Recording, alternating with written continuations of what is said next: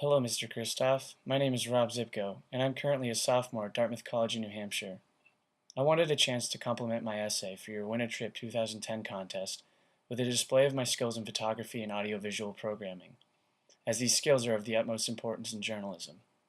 Telling a story is always enriched by the ability to depict it visually as well as textually, and the internet has given journalists countless ways to more effectively distribute information, which I find extremely exciting. I finally got my photographic juices flowing this past summer when I purchased my first digital SLR camera, a basic Canon Rebel XS. I was preparing myself for studying abroad in Paris that upcoming fall, so I thought my camera lens would be a great artistic medium through which I could document my trip. I got right down to business, taking any opportunity to try out different techniques, camera angles, and subjects.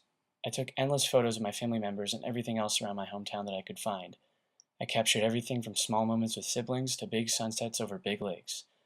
These were all moments that I may have missed otherwise, helping me reflect on family, nature, and other aspects of my environment. I wasn't afraid to turn the camera on myself either, toying with unconventional shutter speeds.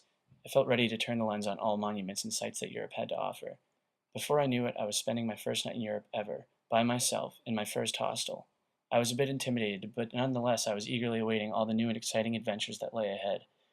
And indeed I stumbled upon many fascinating, though well-visited landmarks. The beautiful seascapes and sunsets of Nice, paired with the stunning foundations of Western society in Rome, kicked my Europe trip off to a great start. Other trips to Prague, Berlin, and Amsterdam spiced up the term, from towering castles and cathedrals to small nothings that struck me as interesting. But at my home base in Paris, I made all efforts to try to create my own scene, capturing photos along the way. I went to all the music shows I could and even found my own little tea shop, not an easy task, amongst the coffee-sipping cafes that litter the streets of Paris. Meanwhile, I couldn't help but notice similarities between the United States and France. Boutiques were still stuffed with voracious shoppers, and boy did those French castles put Beverly Hills mansions to shame. I couldn't help but notice the past and present of a very Western consumption-based lifestyle. My camera and reporter's notebook are begging me for something new. Europe was a great experience, and I hope to translate such success to other cultures and countries.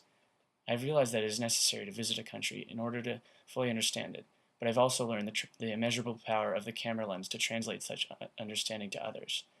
In my work with Amnesty International and on the school newspaper, I have experienced firsthand the transformative power of photography. Human rights reports are given a face, and news stories are made more interesting simply from a photographic accompaniment. These examples are proof that photography doesn't occur in a vacuum, and I'm sure that my previous coursework on infectious disease, public health, international relations, and environmental studies will give me a critical viewpoint to interject into my camera.